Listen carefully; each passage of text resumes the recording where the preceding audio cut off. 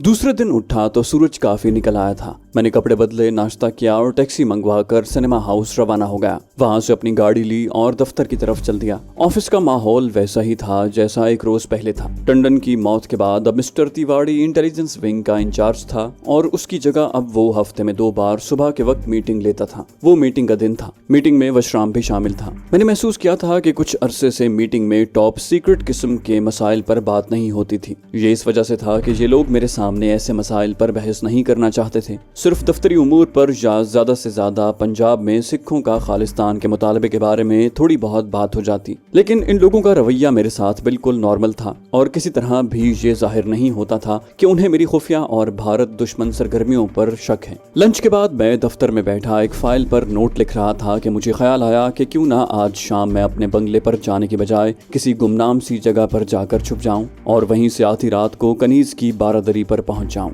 ख्याल अच्छा था। इस तरह से मैं बंगले पर जाकर वहां से निकलने के झंझट से छुटकारा हासिल कर सकता था। इस बात का भी इम्कान था कि मेरे पीछे लगा हुआ पुरस्कार आदमी दफ्तर से निकलते ही मेरा ताक़ुब शुरू कर दे, लेकिन मैं उसे यूं जुल दे सकता था कि दफ्तर से सरकारी गाड़ी में निकलूं। फाइल पर काम करते करते सारा मंसूबा मेरे जहन में वाजे हो गया। अभी दफ्तर बंद होने में पौन घंटा बाकी था। मुझे चौकीदार को फोन पर बताने की जरूरत नहीं थी कि मैं आज रात भी देर से आऊंगा। इस दौरान सुजाता का फोन भी नहीं आया था, वरना मुझे उसे फोन पर बताना पड़ता कि मैं आज शाम दफ्तर से लेट आऊंगा। एक मुसीबत सुजाता के ब्याह की भी मेरे सर पर लटक रही थी। इस मुसीबत से भी निजात हासिल करने के बारे में सोचना था। सुजाता के फोन के डर से मैं पहले ही दफ्तर से निकलकर पार्किंग गैराज में आ गया। मैंने झूठ मूठ गाड़ी को 2-3 बार स्टार्ट करने की कोशिश की। चौकीदार कोने में एक तरफ खड़ा मुझे देख रहा था। मैंने इंजन का बोनट उठाया और उसकी ओट में होकर इंजन में से एक ऐसा पुर्जा निकाल कर जेब में डाल लिया जिसके बगैर गाड़ी नहीं चल सकती थी। गाड़ी में बैठकर मैंने महज दिखाने के लिए 2-3 बार फिर गाड़ी स्टार्ट करने की कोशिश की। फिर बाहर निकलकर गाड़ी की खिड़की दरवाजा लॉक किया और चाबियां घुमाता हुआ चौकीदार के पास आ गया।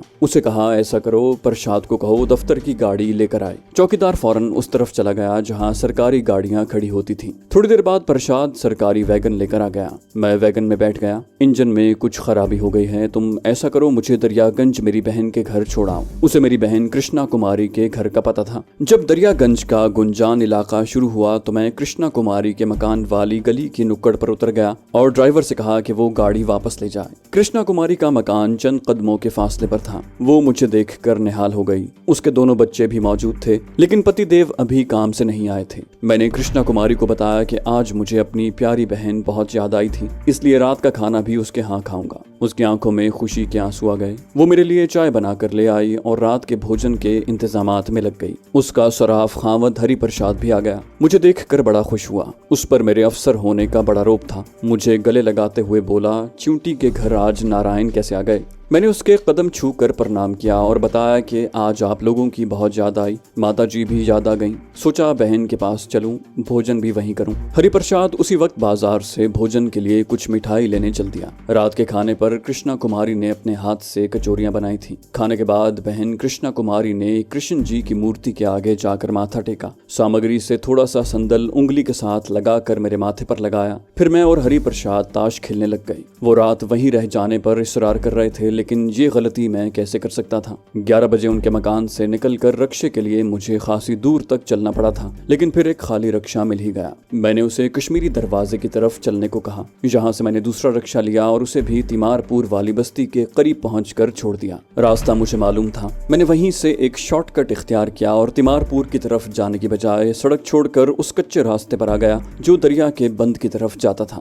12 बजने वाले थे। मेरे इर्द गिर्द अंधेरा था। आबादी की रोशनियां दूर दूर थी। मैं दरिया के बंद की ओट में चल रहा था। अभी मंजिल दूर थी। तिमारपुर की आबादी काफी पीछे रह गई तो मैं उस मकाम पर आ गया जहां से मुझे दाएं जानिब वाले दलदली रास्ते पर मुड़ना था। मैं बड़ी एहतियात से चलता रहा। 15 मिनट दलदल के दरमियानी रास्ते पर चलने के बाद मुझे अंधेरे में कुछ फासले पर कनीज की बारादरी का हयूला दिखाई दिया। थोड़ी देर बाद ही मैं तय खाने में मौजूद था। पोशाली ने मोमबत्ती रोशन कर रखी थी। उसका चेहरा सख्त बोर लग रहा था, मगर मुझे देखते ही वो खिल उठी। हम तख्त पर बैठकर अपने मोहसिन की बेपनाह मोहब्बत की बातें करने लगे। یہ بڑی خوش قسمتی کی بات ہے پوشالی کہ ہمیں یہاں ایک ایسے مرد مجاہد کا تعاون حاصل ہو گیا ہے جو بھارتی ملٹری انٹیلیجنس کا آدمی ہے اور اسے یہ علم ہے کہ مائکرو فلم کس جگہ پر رکھی گئی ہے، لیکن میرا خیال ہے کہ وہ شاید اس کے آگے ہماری مدد نہ کر سکے۔ مائکرو فلم جہاں بھی ہوگی وہاں سے ہمیں خود ہی چرانی ہوگی۔ وہ بولی ایک بار پتہ چل جائے تو ہم مائکرو فلم لانے کے لیے اپنی جان بھی لڑا دیں گے۔ یہ ہمارے وطن عزیز کی سلامتی اور بقا کا مسئلہ ہے۔ ہم باتیں کر ہی رہے تھے کہ ہمیں باہر سرنگ میں قدموں کی چاپ سنائی دی۔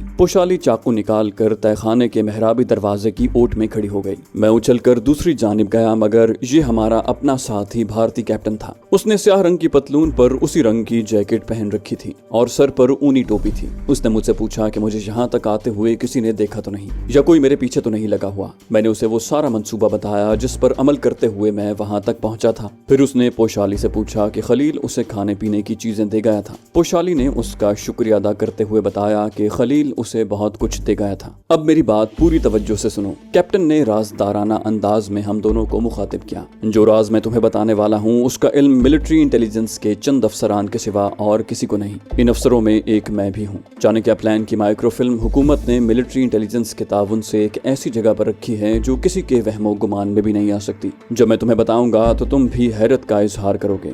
دلی کی لیلا گراؤنڈ کے پیچھے ایک نیا ملٹری ہسپتال بنا ہے۔ یہ ایک منزلہ ہسپتال ہے اور زیادہ تر یہاں اونچے رینک کے انڈین فوجی ہی داخل کیے جاتے ہیں۔ ہسپتال کی چار دیواری بہت اونچی ہے اور اس پر خاردار تار لگا دی گئی ہے۔ اس ہسپتال کا ایک ہی گیٹ ہے جس پر 24 گھنٹے 2 فوجی سٹین گننے لیے پہرے پر موجود رہتے ہیں۔ اصل میں یہ فوجی ہسپتال اس مقصد کو مد نظر رکھ کر بنایا گیا تھا کہ ضرورت پڑنے پر یہاں اہم سرکاری اور فوجی دستاویزات کو چھپایا جا سکے۔ ویسے بھی یہ بات کسی غیر ملکی ایجنٹ کے دماغ میں مشکل سے آ سکتی ہے کہ اہم ترین خفیہ دستاویزات اس ہسپتال کے مردہ خانے کے والٹ میں مقفل ہوں گے۔ مردہ خانے کا سن کر میں اور پوشالی بھی چونک پڑے۔ ایک سیکنڈ کے وقفے کے بعد کہنے لگا، یہاں چانکیہ پلان کی مائکرو فلم چند دوسری اہم فوجی دستاویزات کے ساتھ اسی فوجی ہسپتال کے مردہ خانے کے نیچے خفیہ والٹ میں رکھی ہوئی ہے۔ مردہ خانہ دن رات مقفل رہتا ہے، صرف اسی وقت کھلتا ہے جب وہاں پوسٹ مارٹم کے لیے کوئی لاش لائی جاتی ہے۔ لاش کا مردہ خانے کے تہہ خانے میں پوسٹ مارٹم کیا جاتا ہے۔ اسی تہہ خانے میں سامنے والی دیوار کے ساتھ ایک الماری ہے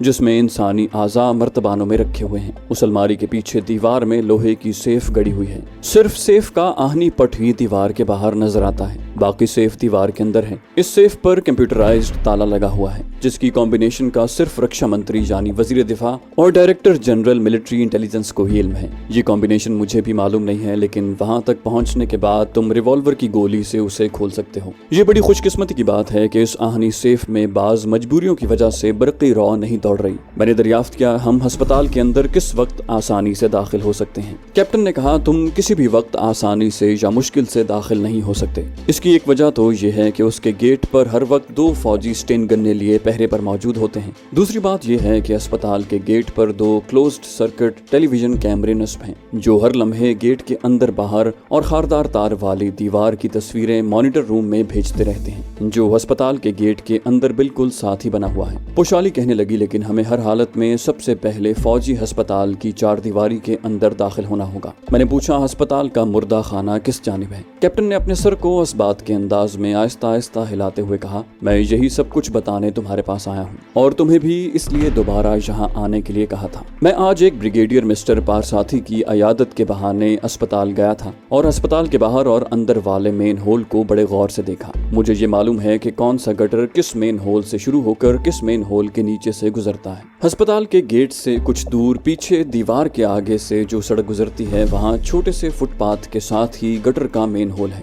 اس گٹر کا گندا پانی ہسپتال کے اندر سے آ کر مین سیوریج ڈپازٹ میں نکل جاتا ہے۔ اسے بعض مصلحتوں کے پیش نظر چوڑا بنایا گیا ہے اور دونوں جانب چھوٹے فٹ پاتھ بنائے گئے ہیں۔ چھت اونچی ہے، گٹر کی دیوار پر بجلی کے موٹے موٹے تار اور سوئچ بھی لگے ہیں۔ کیپٹن کی اسکیم کے مطابق ہمیں ایک ویگن پر ریڈ کراس کا نشان بنا کر اسے کسی پرائیویٹ کلینک کی ایمبولینس کی شکل دینی تھی۔ اس ویگن میں سوار ہو کر ہمیں آدھی رات کے بعد وہاں آ کر ویگن کو سڑک پر این گٹر کے مین ہول کے اوپر لا کر کھڑا کرنا تھا۔ پھر گاڑی کے نیچے لگے سائلنسر کی مرمت کے بہانے ہمیں ویگن کے نیچے گھس کر باری باری مین ہول کا ڈھکن اٹھا کر نیچے گٹر میں اتر جانا تھا۔ اس مرد مجاہد نے بتایا کہ یہ گٹر ہسپتال کی دیوار کے نیچے سے گزرتا ہوا ہمیں کم از کم 150 قدموں کے فاصلے پر پہلے مین ہول کی بنی ہوئی سیڑھی تک پہنچا دے گا۔ اس پہلے مین ہول سے جب ہم باہر نکلیں گے تو ہسپتال کی 4 دیواری کے اندر مردہ خانے والے कमरे के ऐन अक़ब में होंगे। जब ये मर्द मुजाहिद हमें अपनी स्कीम की तमाम जुज़ियात और तफसीलात से आगाह कर चुका तो बोला, मुझे अफसोस है कि इस मिशन पर मैं तुम्हारे साथ शामिल नहीं हो सकता।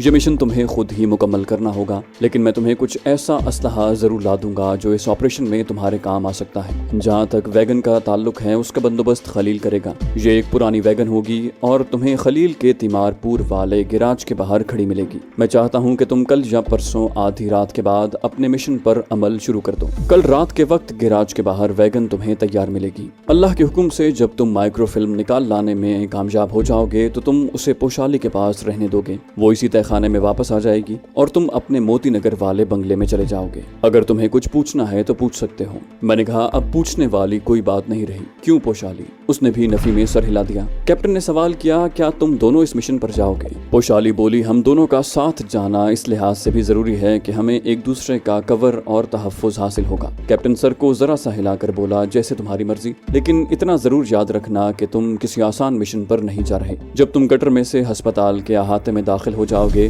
तो तुम्हें इंतहाई मोहतात रहना होगा, क्योंकि मुर्दा खाने के इर्द गिर्द हमा वक्त इंडियन फौजी मौजूद होते हैं। वो तुम्हें नजर नहीं आएंगे लेकिन तुम उन्हें नजर आ सकते हो। और ये भी याद रखना कि उनमें से हर फौजी को हुक्म दिया गया है कि वो रात के वक्त अगर किसी इंसान को मुर्दा खाने की तरफ बढ़ते देखें तो उसी वक्त उसे गोली मार दें। डायरेक्टर जनरल मिलिट्री इंटेलिजेंस की तरफ से फौजी अस्पताल के सारे अमले को बाकायदा हिदायत की गई है कि वो किसी हालत में भी रात के वक्त मुर्दा खाने की तरफ न जाएं। मैंने कहा, हम कल रात इस मुहिम पर निकल खड़े होंगे। कैप्टन बोला, बिल्कुल ठीक है, अल्लाह तुम्हारा निगहबान हो। एम्बुलेंस वैगन तुम्हें कल रात खलील के गैराज के बाहर खड़ी मिलेगी। खलील के हाथ में एक चमड़े का थैला भिजवा दूंगा जिसमें तुम दोनों के लिए जरूरी असलहा होगा। अल्लाह तुम्हारा मुहाफिज हो। ये कहकर वो मर्द मुजाहिद उठा और दरवाजे की तरफ बढ़ गया। अब फिर एक रात मेरे सामने थी जब मुझे अपने बंगले से इस तरह निकलना था कि मेरे पीछे लगे हुए एजेंट को मेरी खबर न हो। उसे मैंने अभी तक नहीं देखा था। मुमकिन था कि मेरे इंटेलिजेंस बॉस मिस्टर तिवाड़ी ने किसी भी आदमी को मेरे बंगले की निगरानी के लिए न लगाया हो, लेकिन मुझे यकीन नहीं था कि ऐसा है,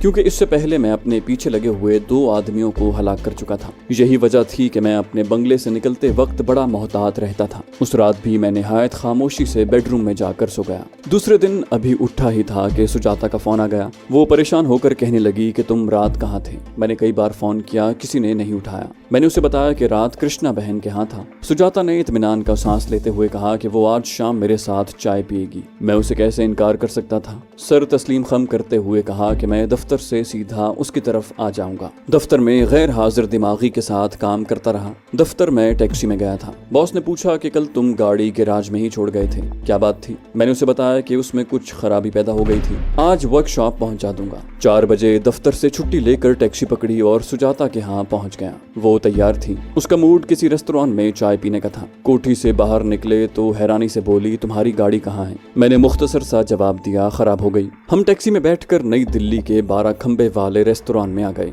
मेरा जहन उस वक्त सिर्फ एक ही मसले पर गौर कर रहा था कि आज रात मैं अपने बंगले से किस तरीके से निकलूं। बातें सुजाता से कर रहा था और जहन नई नई तरकीबें सोचने में मसरूफ था। एक बार जब मैंने सुजाता के किसी सवाल का उलट जवाब दिया तो वो ताज्जुब से कहने लगी, किशन डियर, तुम क्या सोच रहे हो? मैंने जल्दी से अपने आप को संभालते हुए मुस्कुरा कर कहा, सुजाता, मैं सोच रहा था कि जब तुम दुल्हन बनकर मेरे घर आओगी तो कितनी सुंदर लगोगी। वो शर्मा गई। 1 घंटे तक हम रेस्टोरेंट में बैठे राजो न्याज की बातें करते रहे। इस दौरान मुझे रेस्टोरेंट में कोई ऐसा मशकूक आदमी दिखाई न दिया जिसके बारे में मुझे गुमान होता कि ये CID का आदमी है। सुजाता का इरादा फिल्म देखने का था। बड़ी मुश्किल से उसे सर दर्द का बहाना बनाकर टाला। मैं सुजाता को अपने साथ टैक्सी में लिए उसकी कोठी की तरफ चल दिया। रास्ते में अचानक मुझे ख्याल आया कि क्यों न मैं सुजाता के घर से ही रात के वक्त कनीज की बारादरी की तरफ निकल जाऊं। इस तरह से मैं अपने बंगले से निकलने के झंझट से बच जाऊंगा। मैंने फौरन अपने लिबास का जायजा लिया जो मुझे बेहद मौजू लगा। मैंने सुजाता का हाथ अपने हाथ में लेते हुए कहा, सुजाता डार्लिंग, आज दिल चाहता है कि रात का खाना तुम्हारे साथ खाऊं, क्या ख्याल है? वो बहुत खुश हुई। वो तो हमेशा मेरे साथ रहना चाहती थी। कहने लगी, मैं तुम्हें अपने हाथ से कॉफी बनाकर पिलाऊंगी। हम सुजाता की कोठी पर पहुंच गए। रात का खाना मैंने सुजाता के खानदान के साथ खाया। उसके बाद इधर उधर की गप्पे हाँकते रहे। घड़ी ने रात के 10:15 बजाए तो मैंने एक नकली जमाई ली और जैकेट का जिप बंद करते हुए उठ खड़ा हुआ। मैंने सुजाता की माता से मुखातिब होकर कहा, अब आज्ञा दें माता जी। वो मुझे छोड़ने कोठी के गेट तक आए। मैं उनका शुक्रिया अदा करके अकेला कोठियों की तरफ से निकलकर सड़क पर आ गया। अब मुझ पर एक बार फिर अपने ताक़ुब में लगे हुए आदमी का भूत सवार हो गया। बड़ी सड़क पर एक 2 मंजिला नाइट स्टोर था जो रात के 10 बजे खुलता था। मुझे मालूम था कि उसका एक अकबी दरवाजा भी है। मैं पतलून की जेबों में हाथ दिए स्टोर में दाखिल हो गया। अंदर काफी गहमा गहमी थी। मैंने फौरन ही लोगों में गुम हो जाने की कोशिश शुरू कर दी ताकि अगर कोई मेरे पीछे लगा हुआ है तो उसकी नजरों से ओझल हो जाऊं। मैं बहुत जल्द स्टोर के अकबी दरवाजे से बाहर निकल गया। सामने 2-3 रिक्शा टैक्सियां खड़ी नजर आईं। मैंने फौरन एक खाली टैक्सी में बैठकर उसे स्टेशन पर चलने को कहा। पिछली सीट पर इस तरह धंस गया कि बाहर मेरा सर बमुश्किल नजर आता था। टैक्सी स्टेशन की तरफ भागने लगी। दिल्ली रेलवे स्टेशन पर टैक्सी छोड़ी और दूसरे स्टैंड से लखनऊ रोड के लिए रिक्शा ले लिया। लखनऊ रोड शुरू होते ही मैं रिक्शे से उतर पड़ा और सर नेवड़ाए दरियाए जमुना के बंद की ओट में वाक़ कच्ची सड़क पर चलने लगा। चलते चलते किसी वक्त रुक कर पीछे भी देख लेता। पीछे सिवाय अंधेरे और बाएं जानिब दूर होती तिमारपुर की धुंधली रोशनियों के और कुछ न था। इसी तरह मैं बंद वाले दलदली इलाके में पहुंच गया। दलदलों के बीच वाली पगडंडी पर से गुजरा, फिर कनीज की बारादरी वाले चबूतरे के पीछे झाड़ियों में उतर गया। इन झाड़ियों को इधर उधर हटाता चबूतरे के शगाफ में दाखिल हुआ। सुरंग में जाते ही कदरे बुलंद आवाज में कोड नंबर बोला। दूसरी तरफ से पोशाली निकल कर मेरे सामने आ गई। अंधेरे में उसने मुझे बाजू से थाम लिया और गहरा सांस लेते हुए बोली, तुम लेट हो गए। तहखाने में मोमबत्ती रोशन थी। मैंने पूछा, तुम तैयार हो? उसने चमकीली आंखों से मुझे देखा और बोली, क्यों नहीं। मैंने कैप्टन के बारे में पूछा, क्या कैप्टन चमड़े का थैला दे गया था? पोशाली ने तख्त के नीचे से चमड़े का काला थैला निकाल कर मेरे सामने रख दिया।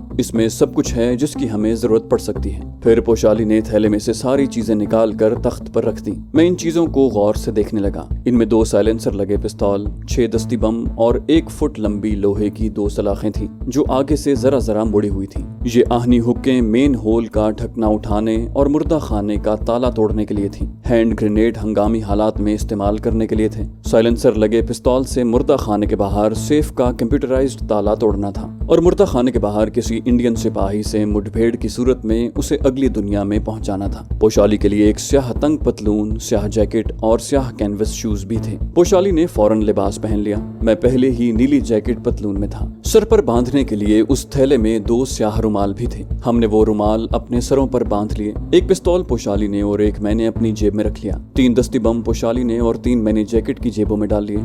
फुट लंबी आहनी सलाखें हमने अपने सामने रख ली। अब हम अपना अटैक शुरू करने के लिए बिल्कुल तैयार थे। खलील भाई पोशाली को जो खाना दे गया था उसके साथ कॉफी से भरा हुआ एक थर्मस भी था। हम अपने मिशन की तफसीलात पर गुफ्तगू करने लगे। 12 बजने में अभी वक्त था। हम ठीक 12 बजे वहां से निकलना चाहते थे। जब घड़ी ने रात के 12 बजाए पोशाली को चलने का इशारा किया, वो फौरन खड़ी हो गई। हम शिगाफ से निकलकर झाड़ियों में से गुजरकर कनीज की बारादरी के खंडर के पास आ गए। हमारा रुख तालाब के करीब खलील के पुराने गैराज की तरफ था। गैराज के करीब आते ही अंधेरे में एक तरफ एक वैगन खड़ी नजर आई। उसकी दोनों जानिब रेड क्रॉस का सुर्ख निशान बना हुआ था। हम अकबी सम्त से अंदर दाखिल हुए थे। फौरन ही खलील अंधेरे से निकलकर हमारे सामने आ गया। उसने भी काले रंग का गर्म कोट पहन रखा था और सर पर उसी रंग की ऊनी टोपी थी। उसने कलमा शरीफ पढ़कर अपने सीने पर फूंक मारी और दरवाजा खोलकर वैगन की अगली सीट पर बैठ गया। मैं और पोशाली वैगन के पीछे उसके लकड़ी के फर्श पर बैठ गए थे।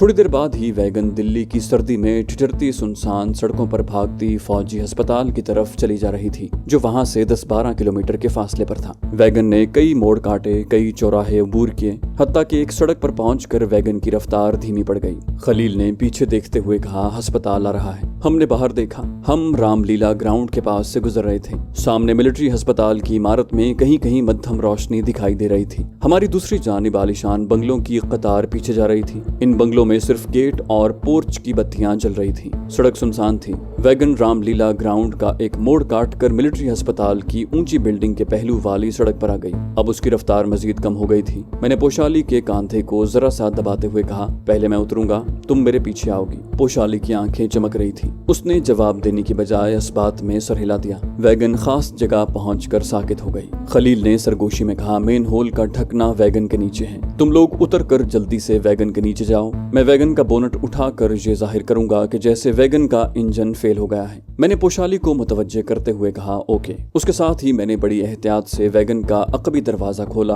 और सड़क पर रिंग गया। पोशाली ने मेरी तकलीद की थी। लोहे का हुक मैंने हाथ में थाम रखा था। हमें बाहर सड़क पर खलील भाई के अगली ही खिड़की खोलकर नीचे उतरने और फिर वैगन का बोनट उठाने की आवाज आई। हमने अपना काम शुरू कर दिया। मेन होल के आहनी ढक्कन की दोनों जानिब कुंडे बने हुए थे। एक कुंडे में पोशाली ने और दूसरे कुंडे में मैंने लोहे का हुक फंसाकर ऊपर की तरफ खींचना शुरू कर दिया। थोड़ी सी जोर आजमाई के बाद हम मेन होल के ढक्कन को एक तरफ से उठाने में कामयाब हो गए। गटर में से नागवार बू का एक झोंका हमारे चेहरों को छूकर गुजर गया, लेकिन दूसरे ही लम्हे हवा का झोंका भी महसूस हुआ। ताजा हवा का शायद हंगामी हालात के लिए बंदोबस्त किया गया था। ढक्कन को ऊपर उठाकर लोहे की सलाख के सहारे खड़ा कर दिया। दूसरी आहनी सलाख मैंने अपने हाथ में ले ली। मेन होल में अब इतनी जगह बन गई थी कि हम नीचे उतर सकते थे। नीचे अंधेरा था मगर लोहे की सीढ़ी टटोलने से मिल गई। सबसे पहले मैं मेन होल में उतरा। पोशाली ने नीचे उतरने से पहले मेन होल के ढक्कन को नीचे गिराते वक्त उसमें आहनी सलाख इस तरह से फंसा दी थी कि बाहर से मेन होल का ढक्कन रात के वक्त ढका हुआ लगता, लेकिन वापसी पर हम आहनी सलाख को हटाकर उसे आसानी से उठा सकते थे।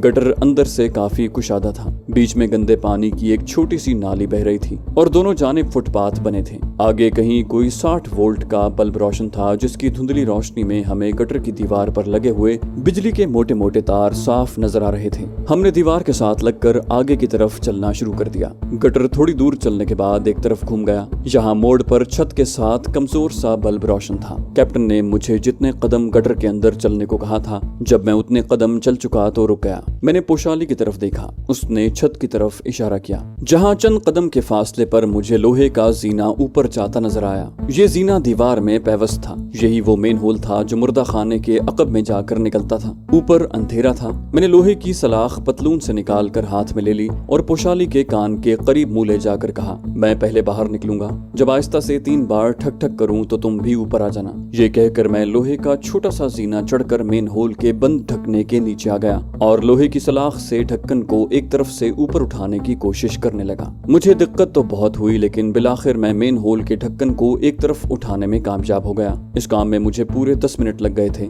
लेकिन मैं एक आदमी के गुजरने का रास्ता बनाने में कामयाब हो गया था। मैंने आहिस्ता आहिस्ता गर्दन बाहर निकाली। सामने कोई 15-20 कदमों के फासले पर अंधेरे में एक दीवार का हयूला नजर आया। उसके सामने की जानिब कुछ फासले पर कोई बल्ब जल रहा था, जिसकी रोशनी वहां तक पहुंचते पहुंचते काफी फीकी हो गई थी। मेरे दोनों जानिब मिलिट्री अस्पताल की ऊंची दीवार थी। हम अस्पताल के अहाते के अंदर थे। तो दोस्तों, ये थी हमारी आज की एपिसोड। उम्मीद करते हैं आपको हमारी कहानी पसंद आई होगी। जाने से पहले इस वीडियो को लाइक कीजिए और शेयर करना मत भूलिए। कमेंट करके हमें बताइए कि आपको हमारी वीडियो कैसी लगी। और अगर अभी तक आपने इस चैनल को सब्सक्राइब नहीं किया तो इसे सब्सक्राइब कीजिए और बेल आइकन दबाकर ऑल नोटिफिकेशंस ऑन कर लीजिए।